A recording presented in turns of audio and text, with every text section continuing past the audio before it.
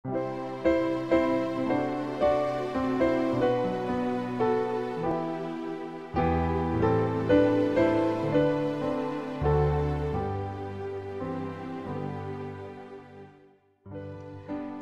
pagi, mari kita mengawali hari ini dengan mendengarkan firman Tuhan dari buku Renungan Pagi Pulang ke Rumah yang ditulis oleh Ellen G. White bersama dengan Pendeta Glenn Sakul, Gembala Jemaat Yongkwang, Makassar.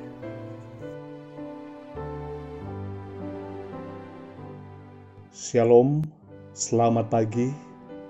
Mari kita berdoa untuk meminta hikmat dari Roh Kudus Tuhan. Ya Allah kami yang di sorga, ketika kami mendengarkan firman-Mu di pagi ini, kiranya Roh Kudus Tuhan memberikan kami hikmat dan kuasa. Di dalam nama Yesus kami berdoa. Amin. Renungan pagi 9 November 2020 dengan judul Pelindung Kekal. Ayat inti, kesengsaraan tidak akan timbul dua kali. Nahum 1 ayat 9. Keterangan, pemberontakan iblis hendaknya menjadi satu pelajaran bagi alam semesta pada abad-abad mendatang. Suatu kesaksian abadi mengenai sifat dan akibat-akibat mengerikan dari dosa.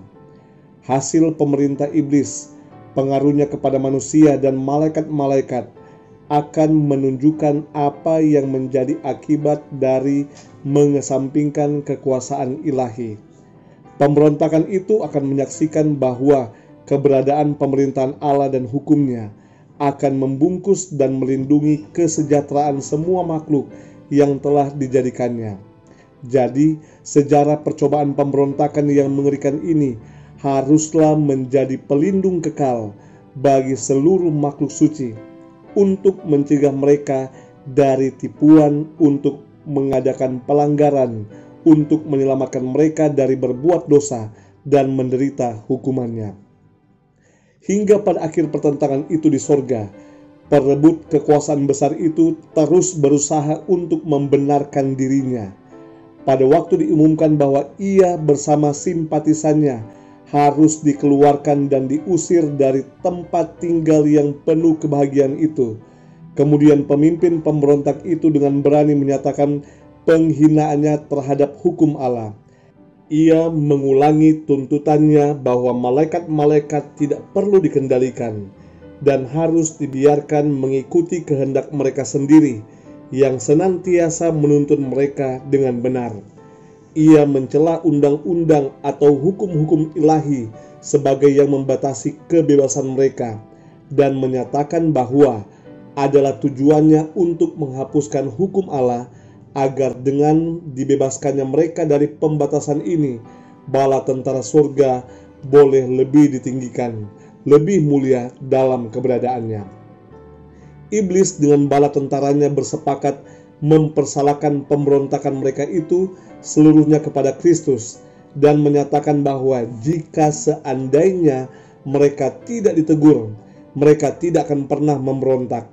Dengan demikian, ketidaksetiaan mereka yang penuh pembangkangan dan keras kepala itu berusaha menumbangkan pemerintahan Allah dengan sia-sia, namun dengan menghujat mengatakan bahwa mereka adalah korban yang tidak bersalah dari kekuasaan yang menindas, sehingga pada akhirnya kepala pemberontak dan simpatisannya diusir dari surga.